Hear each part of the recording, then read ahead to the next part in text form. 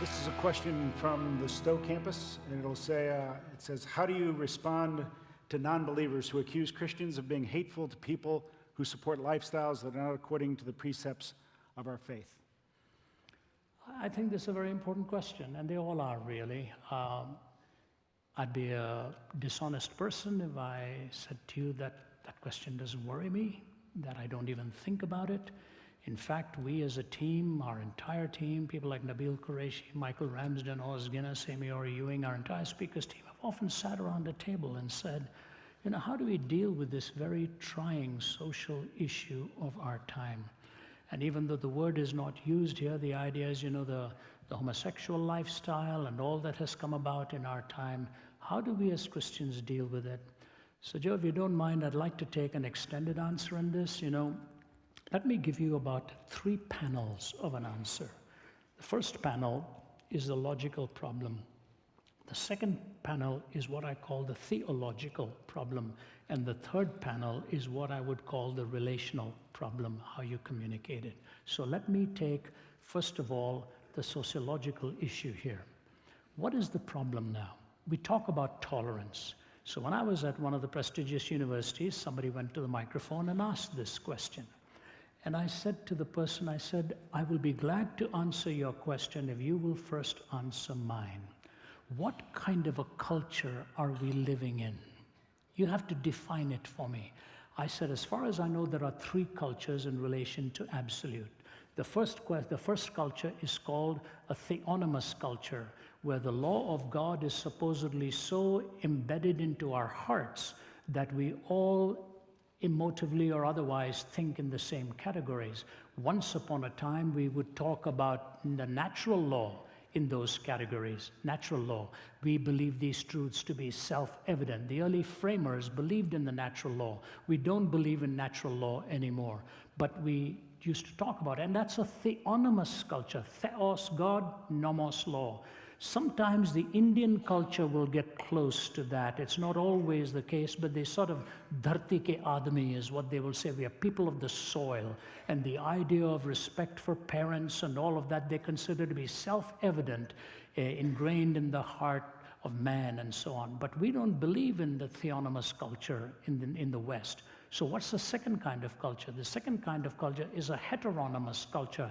Heteros meaning another, nomos meaning law. So we have another law. What does that mean? The mainstream of the culture is dictated to by the leadership at the top. If you look at Marxism in secular terms, it is a heteronymous culture. The handful in the top will control the masses. If you look at Islam, it's a heteronymous culture. If you go to Saudi Arabia or you go to Iran, which are supposed to be truly Islamic countries, the mullahs or the sheikhs or who are the ayatollahs at the top will tell the masses when they must fast, when they can eat, what they must wear, what they must not wear, who they can be seen with, who they cannot be seen with. All of the dictates, even to the discipline of how you wash your hands and feet before you worship and so on. It's a heteronymous culture. The few at the top dictate it for the masses below. So I looked at the question and I said, are we a theonomous culture? He said, no. I said, are we a heteronymous culture? He said, no, we don't want the few to dictate it for the many. I said, so that leaves us with the third, which is an autonomous culture. Autos meaning self, nomos meaning law, which means each person dictates their own moral prerogatives in the sense. I said, are we an autonomous culture? He said, yes. I said, all right, now tell me this. If we are an autonomous culture, and I answer your question, are you going to give me the privilege of my autonomy too? Or as soon as you disagree with my answer, you will switch to a heteronymous mode and dictate for me what I must believe as well? That is the sociological dilemma. That is the sociological dilemma, because if A disagrees with B, it's not just that A is enforcing his or her principles upon B, but B wants to enforce his or her principles upon A. So there's a mutual autocracy being sought here, but it is never going to be consistent in a culture that is neither theonomous nor heteronymous. Autonomous cultures run into a conflict where everybody has their own autonomy. That's the sociological issue. You move beyond that, then to the theological issue. The theological issue is this way. Years ago, I was doing some open forums at Indiana University, and a press reporter I was there with Dallas Willard. We were both doing the defense of the Christian faith, and a press reporter came and said she was filming some religious actions on campus for their network and so on. Do you mind if we tape what you're going to talk about tonight? I said, no, that's all right. You're welcome.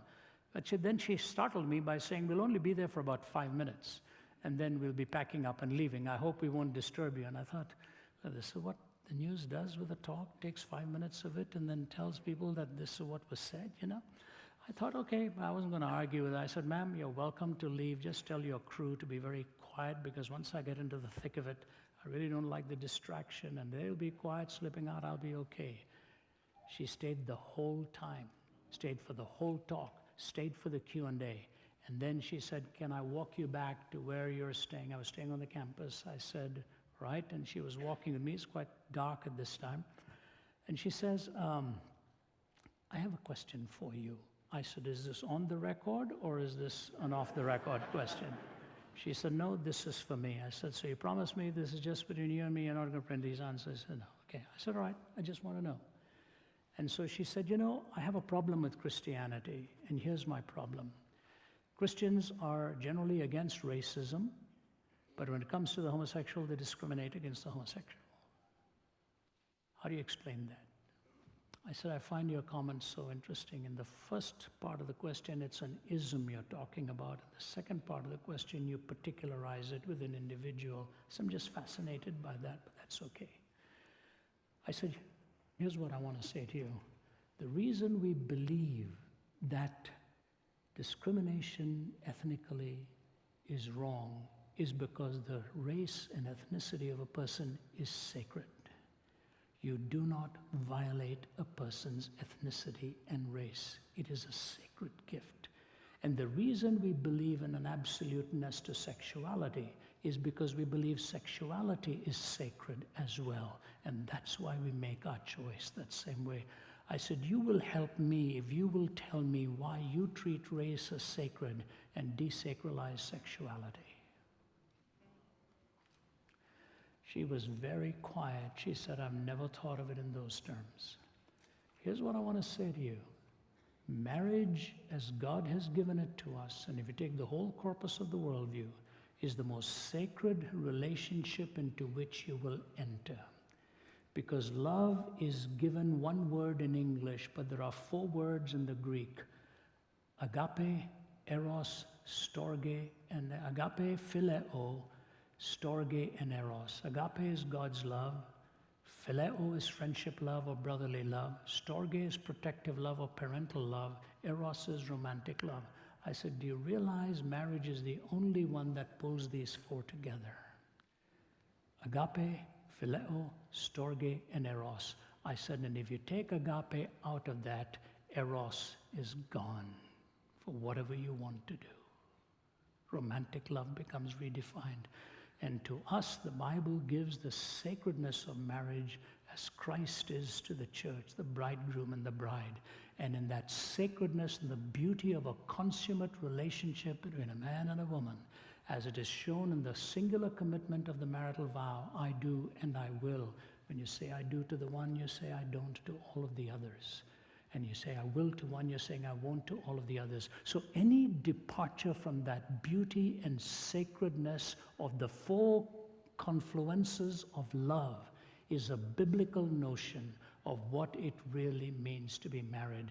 And to just take one behavior and make it look like it's aberrant is not right. All departures from that are not acceptable in the sight of God. The theological position is a consummate relationship between a man and a woman in the procreative act and in the sacredness and paying each other the ultimate compliment of taking each other at their word. So theologically, this is the way we see it. Sociologically, we've been put into a conundrum. So we come then in relationally, how do we deal with it? And here's the hard part. But you know what? And my wife will tell you this, others will tell you this who know me.